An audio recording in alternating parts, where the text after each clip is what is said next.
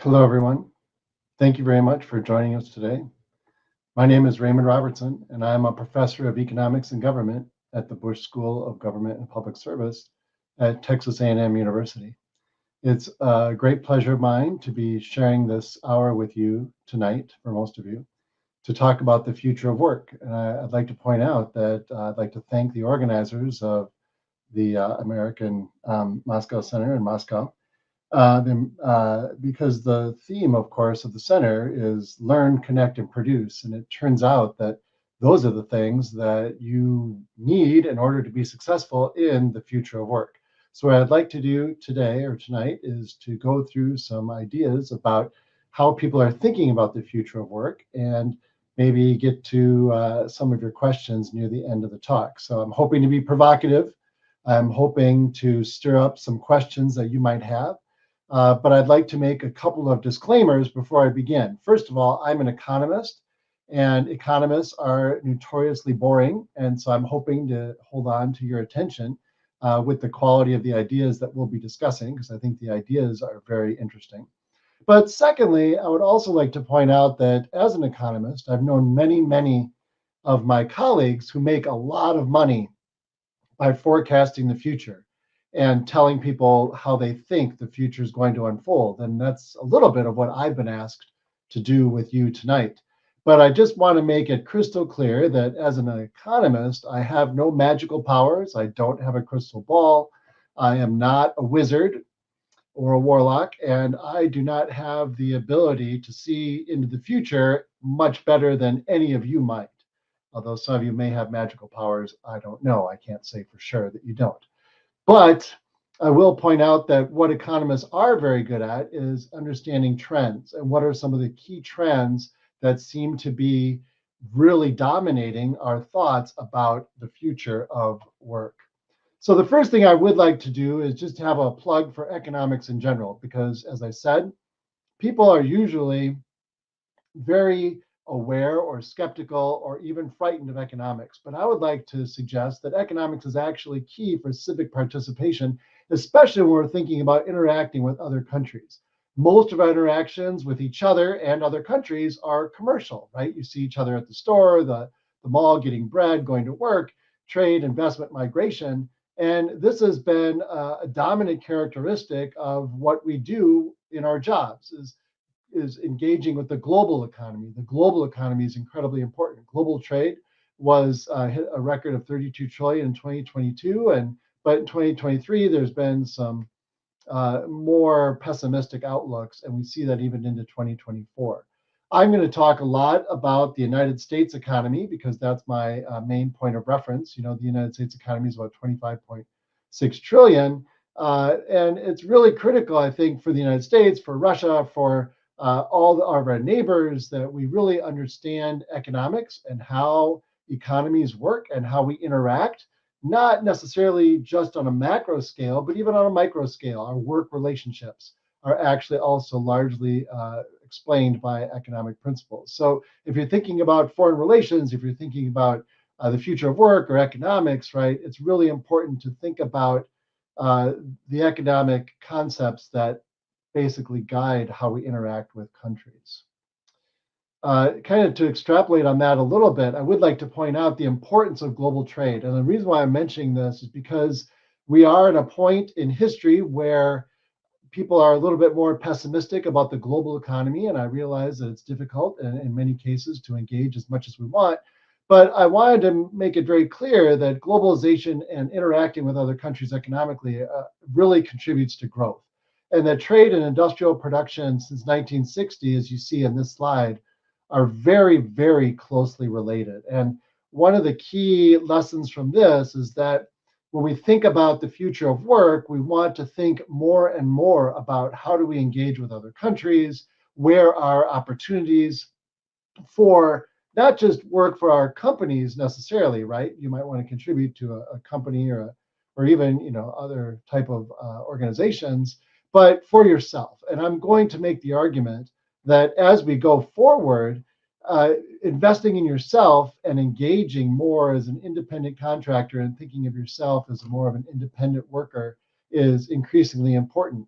And if you're able to gather those skills and invest in yourself, which is something I'll probably repeat many times during this time we have together, thinking about how to use your skills in the global economy will be especially productive for you. So how do we reach out and engage with other countries, either in terms of inputs, like how do we get the resources we need to produce those things that we'd like to sell, or how do you market yourself as someone with skills to other companies around the world who might also be very interested in engaging with you on a commercial way, like hiring you to do those things that you're really good at. The other point of this graph, of course, is that, as I said, there has been a sense of global pessimism in the last decade, basically since 2014. And people are becoming increasingly skeptical of the future of globalization. And one of the things I'm hoping to convince you of is that globalization is not going away, that globalization still remains a very important part, and we still have a lot of potential in the global economy, even though there is a growing pessimism around the world for how productive it is to engage with other countries. So I would still encourage you to not buy in to that pessimism about globalization. And when you're thinking about the future of your work, to think about how to engage not just in your local communities, but globally. Okay, so as we jump in, that's sort of the ground background I'd like to provide. But as we jump in, one of the things I'd like to begin with is just a couple of key points about how do we think about the future of work. I've already mentioned that I'm not a forecaster per se. I'm not someone who is going to tell you with certainty what's going to happen. I know that the weather forecasters all around the world are very grateful for economists because weather forecasters look much better when their forecasts are compared to those that economists make. And so economists are not necessarily the best forecasters. So I want to just issue a lot of caution. And if you are interested in knowing what the future is going to be by watching this talk, I'm sorry to disappoint you, but I want to get that right out in front right away. So there are some limits to economic forecasting.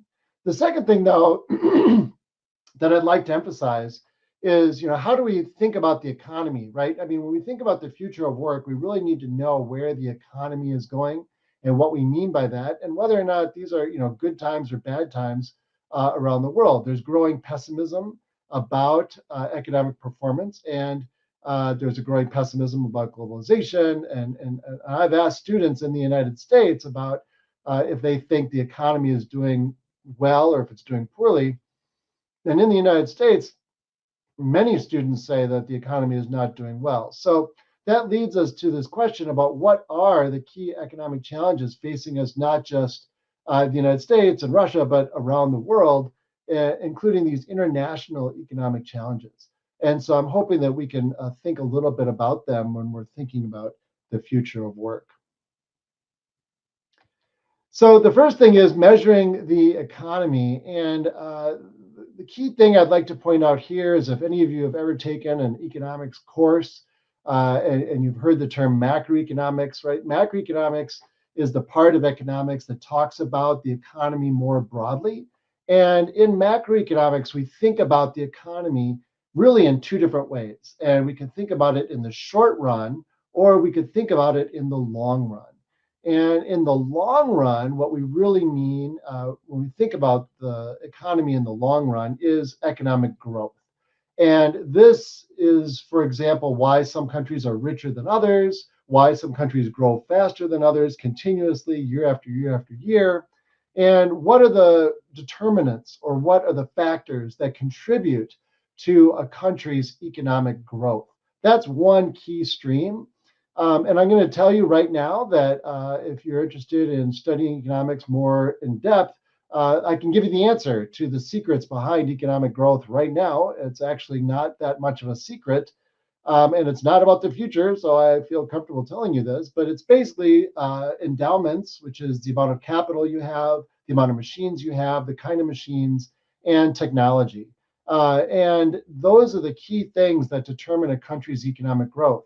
And the reason why I'm mentioning that in a discussion about the future of work is that technology is changing rapidly. And one of the key questions people have about the future of work is how is this changing technology going to be affecting our work relationships and productivity, and basically whether or not people will continue to have jobs. And I'm going to be addressing that in more detail, obviously, as we go forward. But the second thing that people think about when they think about the economy is the short run, and that really involves business cycles. And business cycles are demonstrated in this figure by the unemployment rate. And I'm demonstrating here just the US civilian unemployment rate. And what you see are two key things. Number one is that the economy in the short run goes through business cycles. There's periods of expansion, there's periods of contraction. And I like to think about the measurement of whether or not we're in good times or bad times by looking at the unemployment rate, which is directly related to how we think about work. Can you get a job? And how easy is it to get a job? Can you hold on to a job? Can you find a new job? A lot of that environment for those questions is shaped by the unemployment rate. And in the United States, we see that just like every economy, we go through business cycles, that there's periods of high unemployment, low unemployment. And this graph captures the two most recent, what we call business cycles in the United States. And one was during the 2007-2009 global financial crisis that led to a very significant increase in unemployment rates. People lost their jobs, and we had almost 10% unemployment. And then, of course, as everyone knows, we had the COVID-19 crisis, which led to a very rapid, almost within a month, a huge spike in unemployment rates, but then a dramatic drop. And so now what people are talking about when they think about the future of work is this post-COVID economy, because you can see two things also about the COVID crisis in this graph. Number one is that the unemployment rates came down, so there was a very rapid recovery from COVID in terms of unemployment. And then secondly, and this is still true in the United States is still at historically low unemployment rates. So I realize that many countries around the world, and many regions, Europe, Russia, even many parts of Africa, Latin America, are stagnating somewhat. But one of the characteristics of the US economy at this particular point is that unemployment is at historically low levels. And you can see that it's kind of leveled off and may have even started to turn up a little bit. I actually think that it has started to turn up, and that's not a prediction, that's just an empirical observation from the data from March.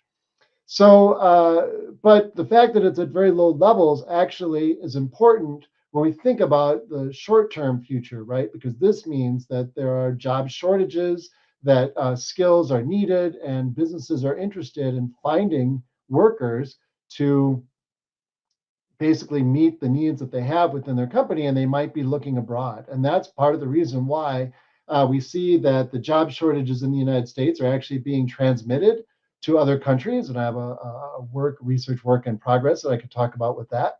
But also that job shortage in the United States creates opportunities both for migrants who want to go to the United States, but also for people around the world who are hoping to engage with the U.S. economy. So in the short run, we see that there is a lot of labor demand in the United States, but obviously less so in other parts of the world.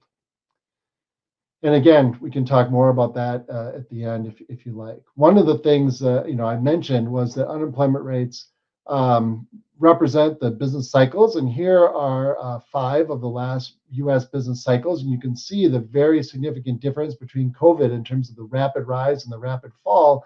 Most of these business cycles are much slower. They're more gradual increases and decreases, and right now we're still in this very significant period of low unemployment, and it's been, not counting COVID, right? If you don't count that, which was really a natural disaster, we're in one of the longest expansions in the United States that we've had in a very long time.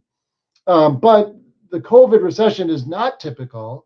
And the key thing about that is that it changed work significantly. And it really changed how we think about the future of work. Because during that period, during very high unemployment, as you all know, people had to stay home, and businesses and workers were looking for other ways to engage economically. And they developed and really emphasized and learned the exact kind of technology that you are engaging with right now, which are these types of digital distance seminars. And so that gave rise to much more remote work, which we'll talk about. It gave rise to a diversification of skills. It affected the business real estate market in very significant ways because the demand for business real estate fell dramatically. And it also got people to rethink about how they want to engage with their employers, not just in terms of where they wanted to work, but how they wanted to work. And there was a very noticeable change in people's attitudes towards the employer-employee relationship. One of the biggest things that changed was that people started to reassess in a very real way what is important to them in their lives. And do they want to work in a place that doesn't provide the kind of satisfaction that they desire? They want to get more out of life. And one of the key things about the future of work, whether you're an employee or an employer, that comes out of that experience is that people are much more concerned about creating a positive impact in the workplace, a positive work environment, a positive experience for the workers. And workers, if they don't get that, are much more likely to leave and go look for a much more pleasant or accommodating work environment. And that has been one of the significant changes going forward, and employers realize that. And if you look at Forbes, or if you look at McKinsey, or if you look at these other business type of prognosticators and analysts, they all recognize that there's been a very significant shift in the employer-employee relationship in that regard, that people are much more sensitive to adverse working conditions. And I'm going to talk a little bit more about that as we go forward. But the COVID-19 really is a dividing time for the future of work. And I think going forward, it's important to put that in context. The other thing, obviously, to mention is that employment also varies a lot by demographic groups in the United States, for example. Different demographic groups have different unemployment rates. And that's one of the things that you'll notice is in this graph is that there has been a convergence in these high unemployment rates for what we say Black Americans. And they had very high rates of employment, but there's been more of a convergence in the last decade. And what this really implies is that employers are now recognizing that workplaces are becoming more diverse. And this is coming from two particular sources. The first source is that within countries with migration and other historical trends, and actually just a change in social attitudes, workplaces are becoming much more diversified and they're becoming more diverse. And that is an important characteristic. The second one, of course, is with the increase in international engagement, people are engaging with people from many, many different cultures, even if the different cultures are not in your immediate community, which they probably are increasingly. Engaging with these other communities around the world also helps people realize the value of skills is not held as a monopoly by any particular group, right? So there's skills and talent all over the world in every kind of demographic group. And that means that employers realize this, and they're becoming much more sensitive to reaching out and identifying a more diverse talent pool. So what this means, of course, for the future of work is that work is going to become increasingly diverse. I mean, that's just extrapolating from the current trend. And that also means that we're going to find talent in places that historically had been undervalued. And so employers recognize this. Moving forward, being able to obviously engage with different demographic groups, learning different languages or learning different cultures or that sort of thing will become increasingly valuable to you as a potential worker moving forward. And I think that's a key thing about the future of work that we would think about.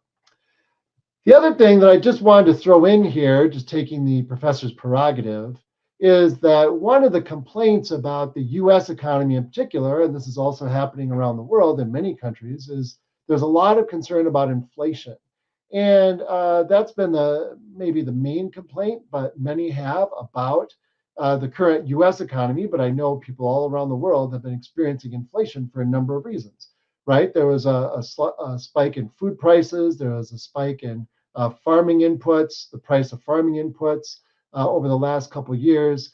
We also saw that the COVID-19 had a significant, what we call supply chain disruption. And I'll talk about this, but I'd mention a little bit more later, but I'd already mentioned that globalization is an increasingly important characteristic of the global economy and in our day-to-day work lives. And that means in the supply chain sense that people are relying increasingly on foreign sources of inputs. And the COVID-19 crisis created a very significant disruption to accessing those inputs. As a result, the prices went up all around the world, shortages occurred, and led to a very significant increase in inflation. My main point to you, of course, is that yes, inflation was significant, but if you look at either cross-country examples, you think about Brazil, or you think about I was in Nicaragua in 1990, and I was in Mexico in 1986, where they had episodes of over 100% inflation per year.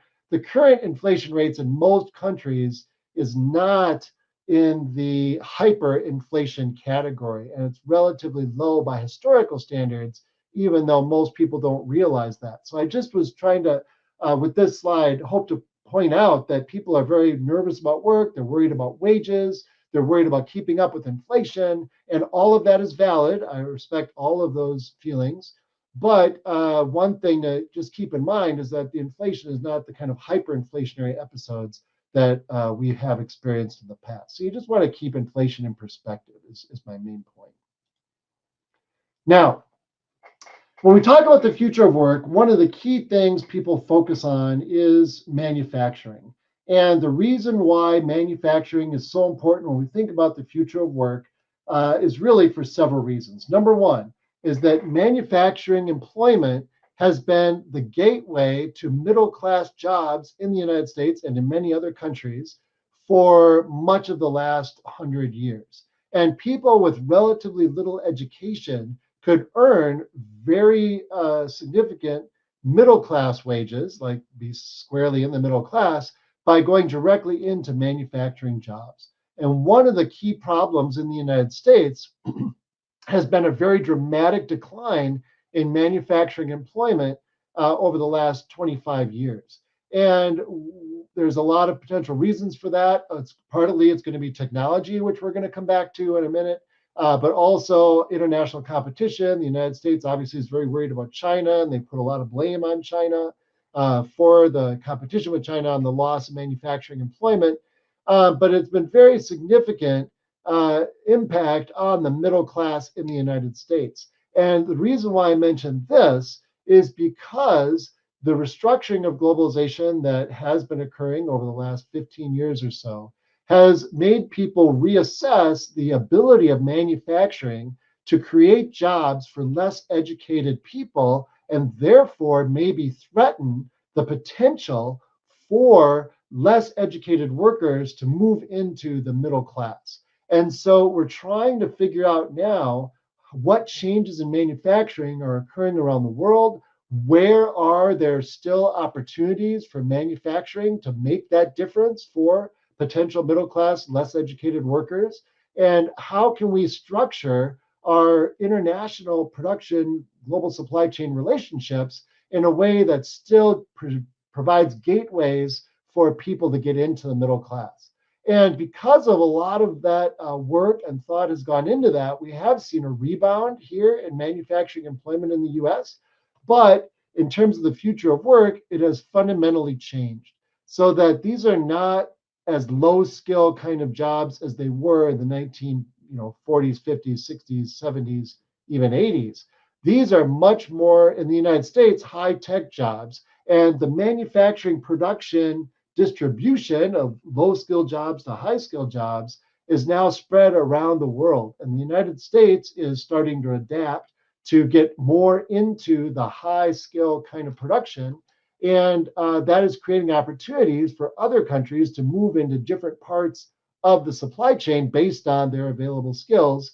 And again, that goes back to this idea that thinking globally about your future careers and thinking globally about the skills, it's really important to connect those two. Like, what kind of skills are going to be in demand and what kind of jobs are going to be available in the global economy if I want to make it into the middle class. But we do see this rebound, and we do see a very significant decline, and jobs are, as you can see here, compared to 2000, much less likely to be in manufacturing than they were, 25 years ago in the United States.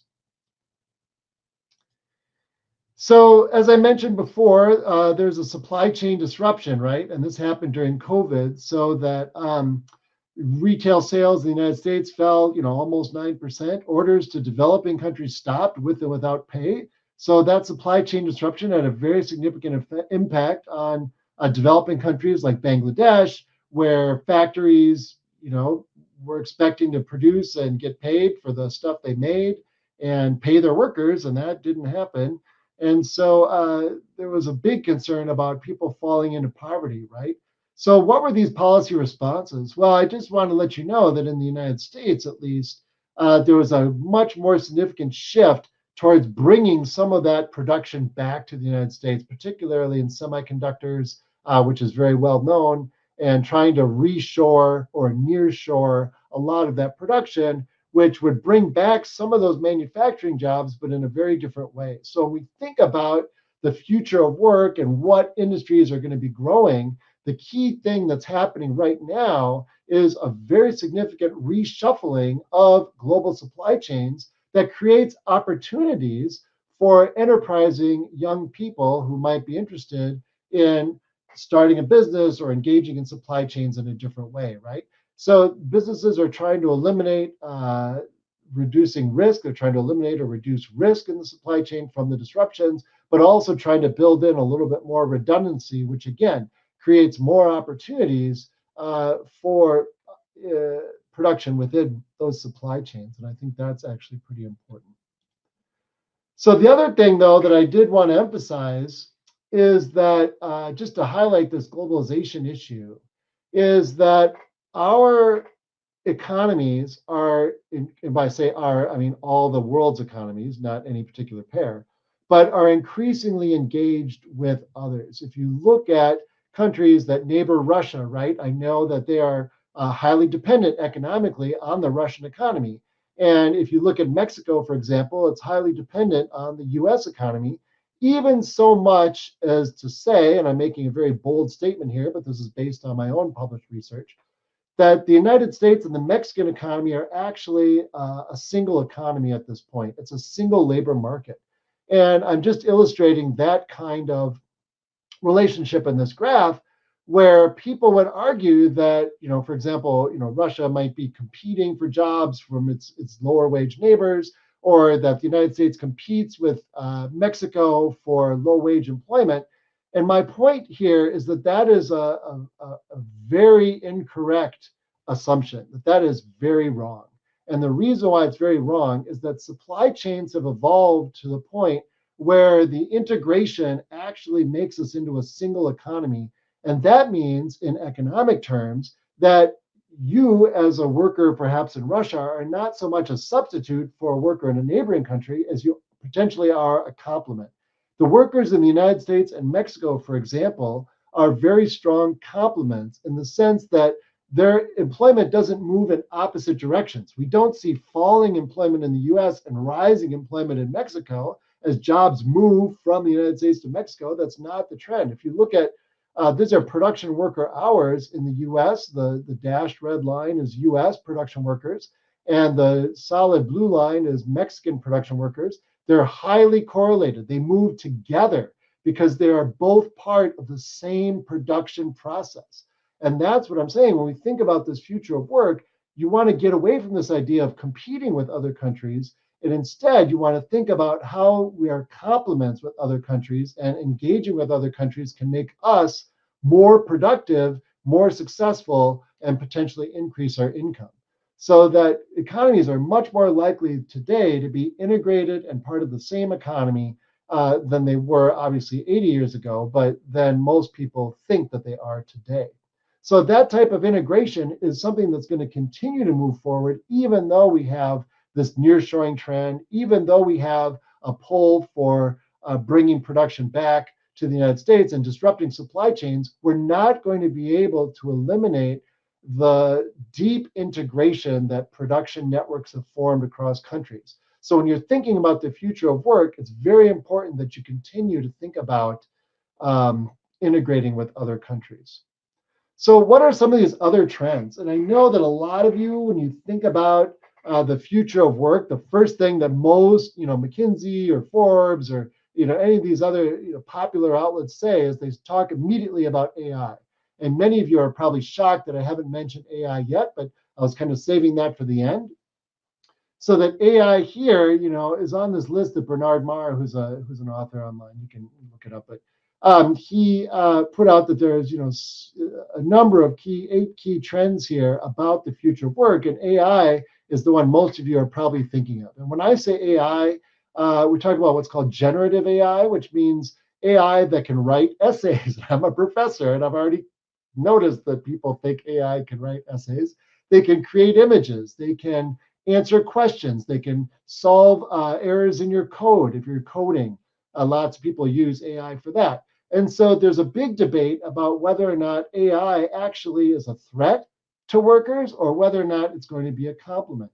And my key message for you today is that it is critical for you when you're thinking about the future of work to seize AI now and get ahead of that trend. Being able to harness the power of AI will increase your productivity and make you more productive going in the future. I'm going to give you a real simple example of that because I don't know where you all are at in your careers or your jobs. But one of the key things that people have been talking about is that AI, like ChatGPT or something like that, can actually help people deal with rising bureaucratic requirements.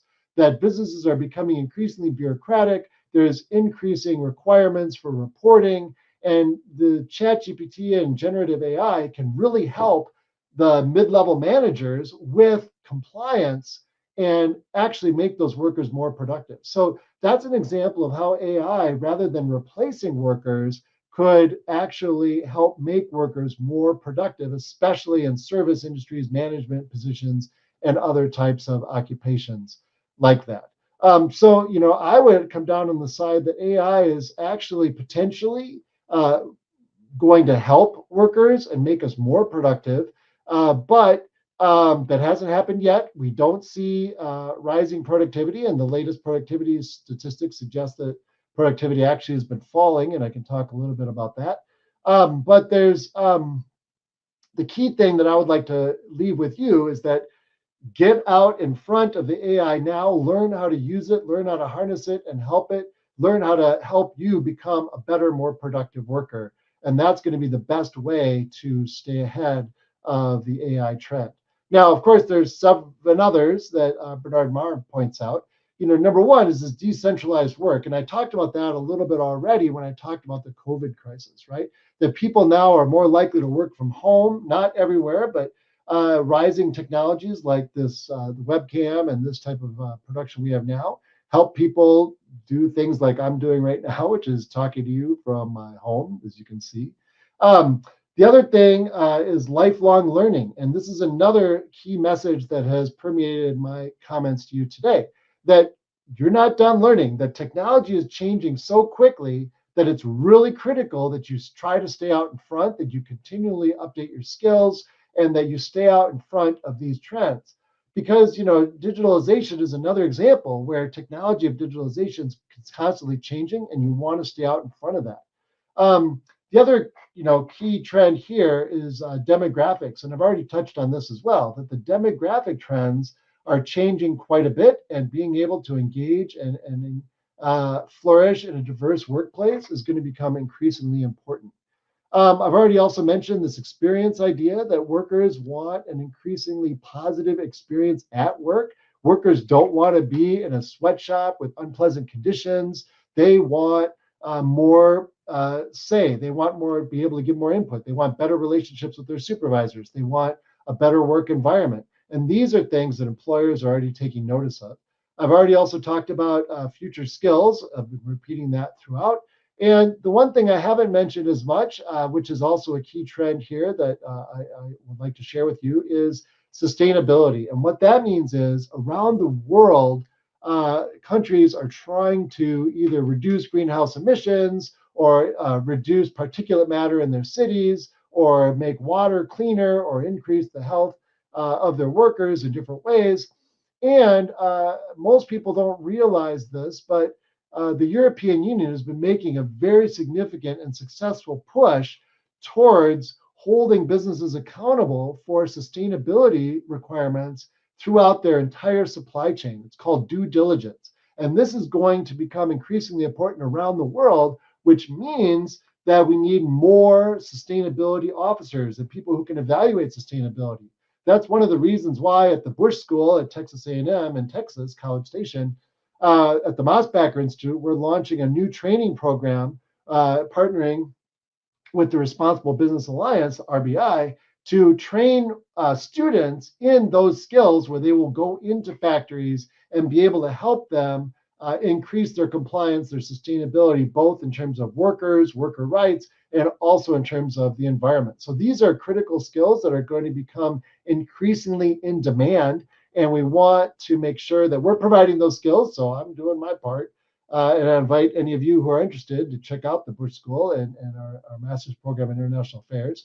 But in addition, we also want to spread that message worldwide that there's an increasingly important push for sustainability that's coming.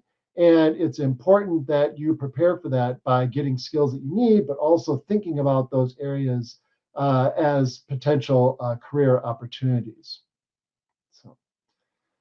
So the last thing I think that I want to mention, and this is something that I think most of you may have had in mind when you tuned in tonight, and that is jobs. Like, what jobs are going to be out there? What jobs are growing? So I have two main points before I jump into this list. But number one is that because of globalization and because of the specialization of production throughout global supply chains, the exact type of jobs that are going to be expanding in the near future vary country by country. So some types of jobs are going to be growing in some countries, other types of jobs will be growing in other countries. So it's really critical that you check in with some of your local economists to try and understand the local labor market trends that are most relevant for you. I'm going to talk about some of the broad global categories in this list, as you can see.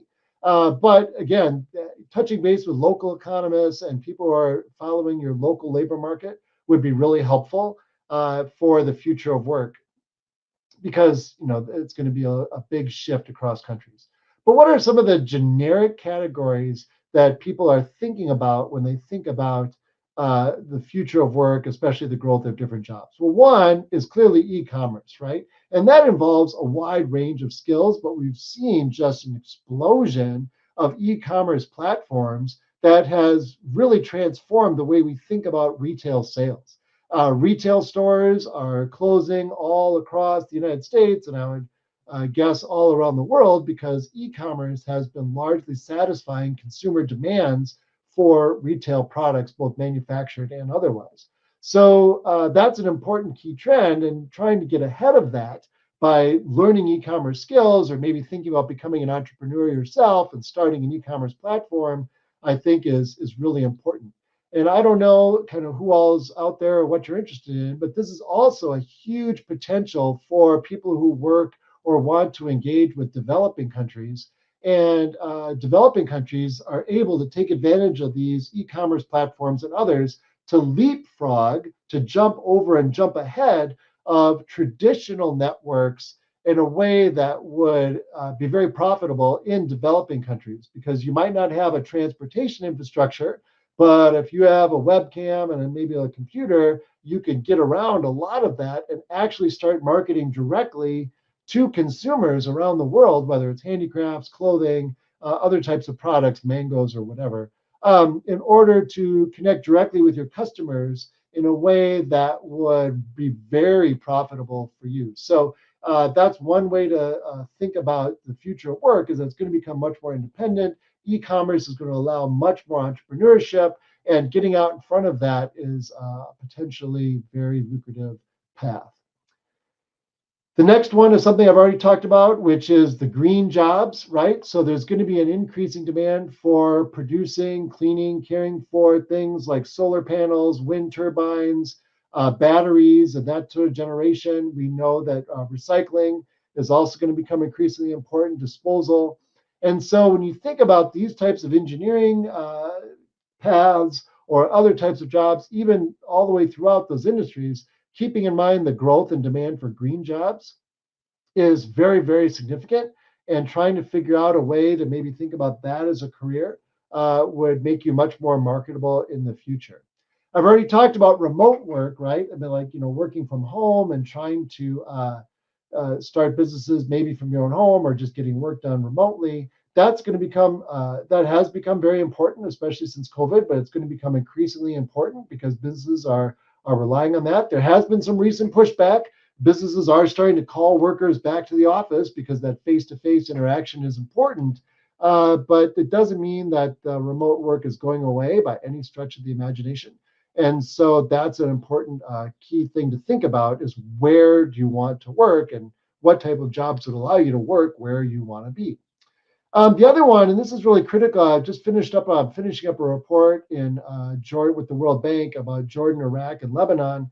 And one of the key pushes, and I also am doing work in Pakistan as well, and one of the key thrusts that development agencies have and others have is this idea of freelance work, right? So you're changing the traditional employer-employee relationship by going into freelance work. And talk about the gig economy, you think of like an Uber driver, that you have your own car and you sign up on this platform and you become sort of kind of employee but kind of entrepreneur. And that's what this freelance work is like. And there's many different things: graphic design, different types of programming, software design, services can be done this way. Transportations, obviously, I could go on and on. There's lots of different examples. But increasingly, people are thinking about freelance work as opposed to the traditional employment relationship. And so when you're thinking about the future of work, you want to start reframing how you think about that employer relationship in order to capture some of those. In order to do that type of thing, portable skills are going to be valued by many firms. It turns out that, more than 70% of many firms, actually the value of their final goods is actually generated by people outside their firm. So we used to call this subcontracting or outsourcing. And having those types of skills to engage with firms is also going to become increasingly important. But my last message here, and I have about just a minute or two left, is really what I'm hoping that you'll take away from this when we think about the future of work, is that it's really critical that you keep investing in yourself, that you keep developing skills, and you're able to go ahead and make yourself more productive and find these relationships that are going to be very important going forward in the context that I've laid out.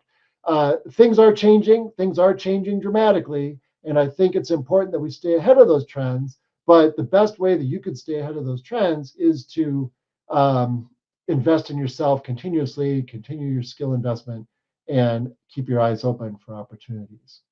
So I was asked to speak about 45 minutes, starting around noon, and we're right up at the 45-minute mark. So I'd like to switch now and go in to take any of your questions. We have the last 15 minutes for questions.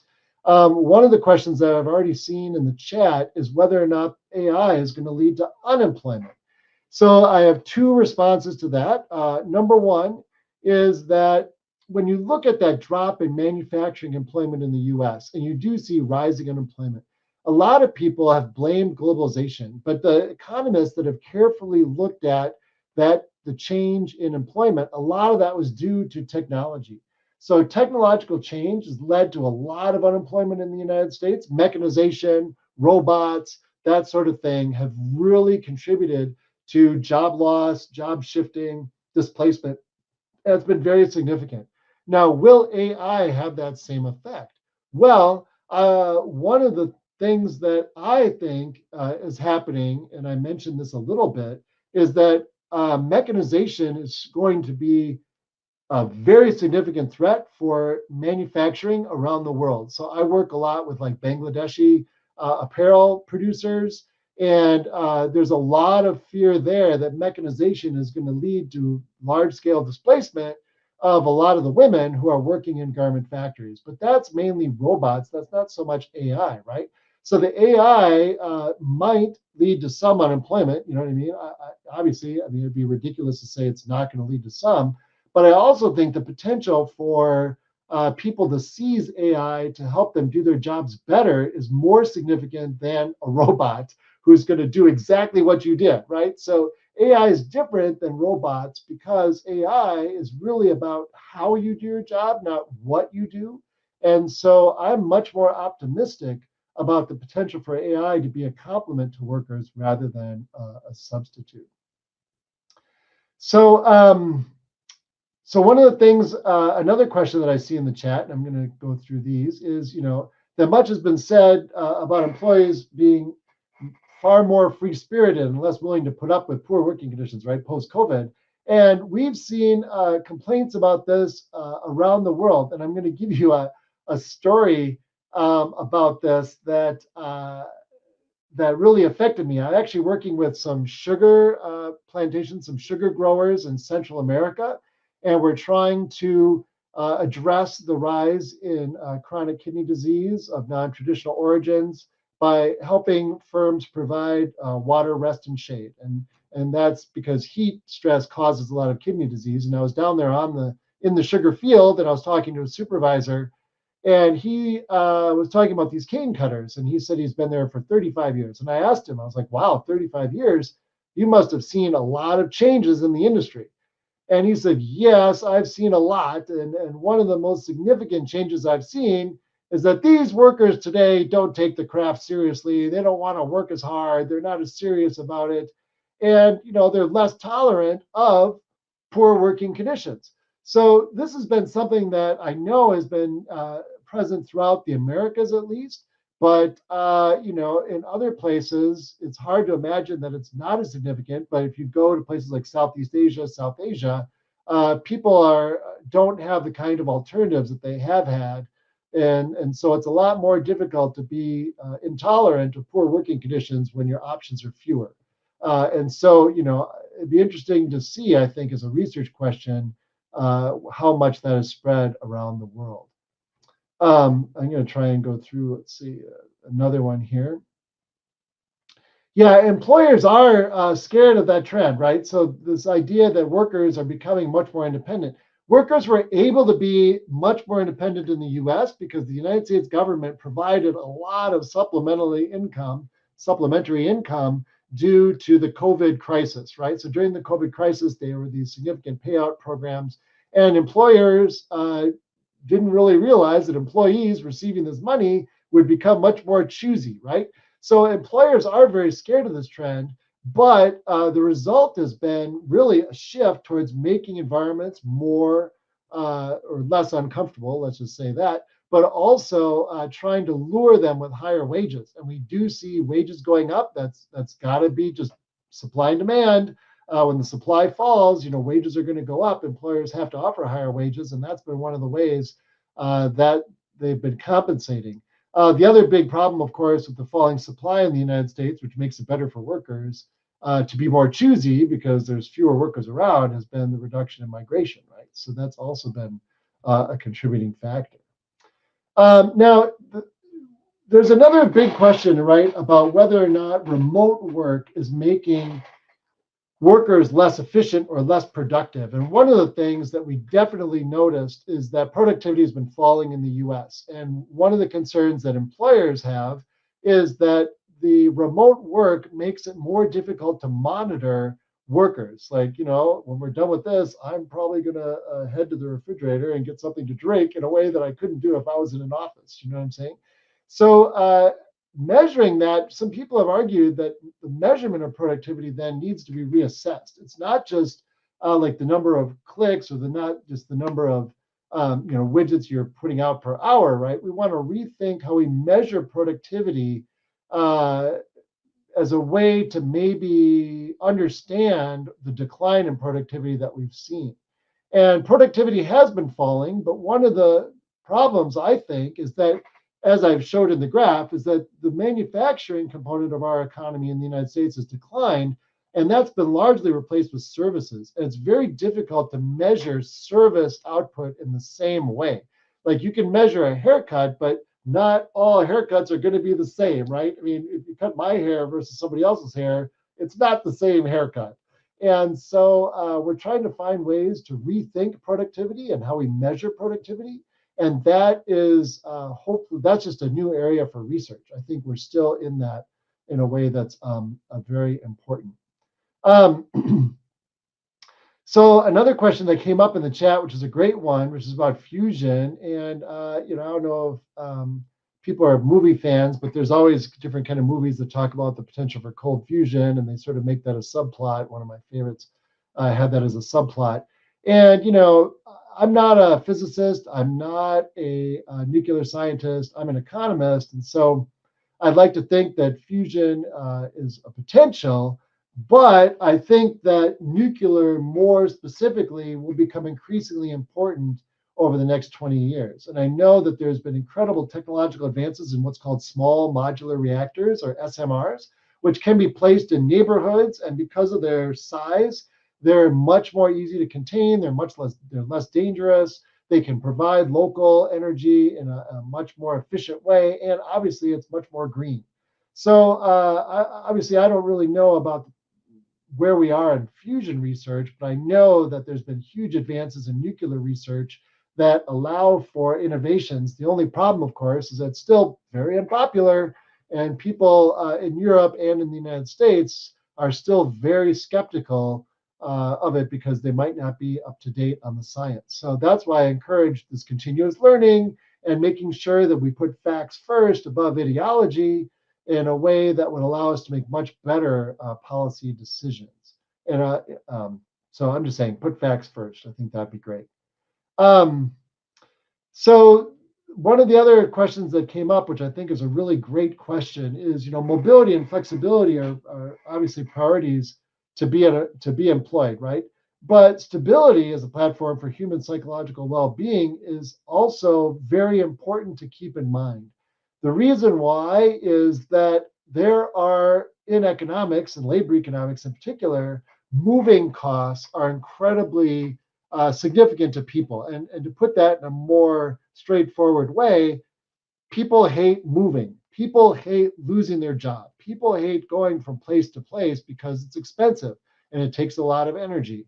And so as a result of that, human beings around the world, to differing degrees, but around the world, place a very significant value on security and stability. And that's why in places like Japan, right, we see these long-term employment relationships being highly valued by the Japanese people. And it also, generally speaking, obviously not everybody, but generally, as a characteristic of their economy. And we also see this in other places. Like I've actually done the actual estimations for these adjustment costs for what it costs for workers to move between jobs. And they vary, but they can be as much as 2 or 3 times annual income.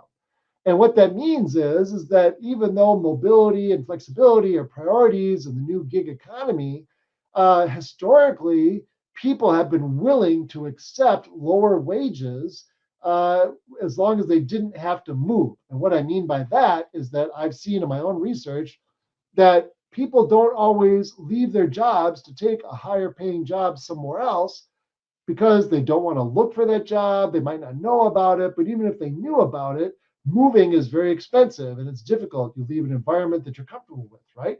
And so I think that this mobility, flexibility that we're seeing in the current gig economy is important. I think it can contribute to productivity. I think people can maybe find a better match. But at the end of the day, I think it's very likely that we will see some backlash against that, and people will want to settle into more stable relationships. Just, starting a career in your 20s, it's easy and fun to move all around, go around the world and do these different things. But as people get older, they're much more likely to want to settle down and stay in one place. And I think that's going to show up in the labor market as the current millennials get older. Let's take another one, which is, if you're a marketer by profession, if you should have an additional working profession in case of a crisis, like should you have a backup type of job? And, one of the things I would say is that's probably a good idea for some people for sure. And I know that some people have lost their jobs and it's very traumatic when you lose a job, but it creates an opportunity in some cases for people to do something, to try something that they've always wanted to do, to pursue a dream. And so if you think that there is something that you would really like to be doing on the side, having those additional skills and continuously investing in those skills is probably a good idea just in case. I think it's a good idea to have that kind of a backup or to have a plan. So what are some of the employers? Like I've talked a lot about employees because a lot of my work is focused on kind of working people. But what about employers and policymakers? I mean, one of the things that we've noticed is that number one, in Europe, there is a much more important push for sustainability, improving working conditions. We know that policymakers, like in the United States government, I work a little bit with the International Labor Affairs Bureau, they've been doing a great job to really be promoting labor rights around the world. And what they, are trying to do is improve working conditions all around the world and help people try to lead better lives and have better employment relationships. And employers, I was in Cambodia and I was in a garment factory. And I'm going to tell you that this was a pretty impressive that I asked him, I was like, do you have a hard time finding workers or how difficult it is to find workers? Because other places are saying they're having a very difficult time.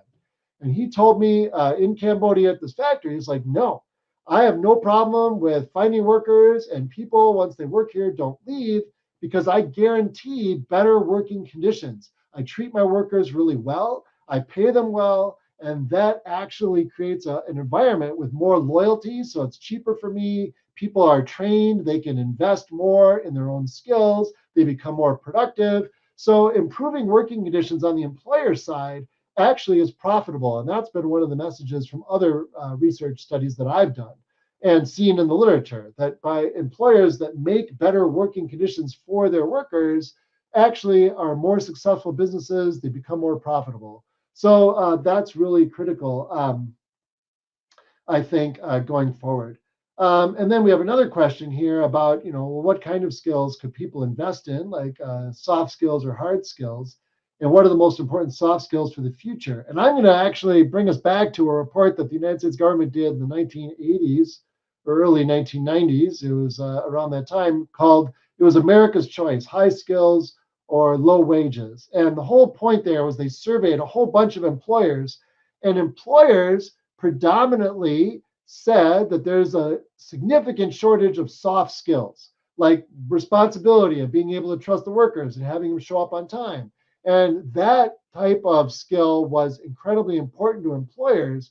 And that's why these types of soft skills are actually undervalued by workers. And it's important to continually try to figure out how you can get more of those soft skills. Hard skills are very straightforward, right? If you're an engineer, you know how to run a computer-assisted design or something. But those soft skills are a little bit more tricky, and finding ways to improve those makes you much more marketable going into the future of work. I think we're right about the end of the hour.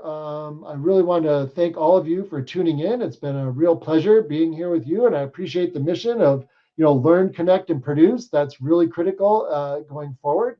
And my name is Raymond Robertson. I'm the director of the Mosbacher Institute at Texas A&M. My email is robertson@tamu.edu, and I'd love to hear from you. And if there's anything I can do to follow up, let me know. Thanks again for the opportunity. Hope you all have a wonderful evening.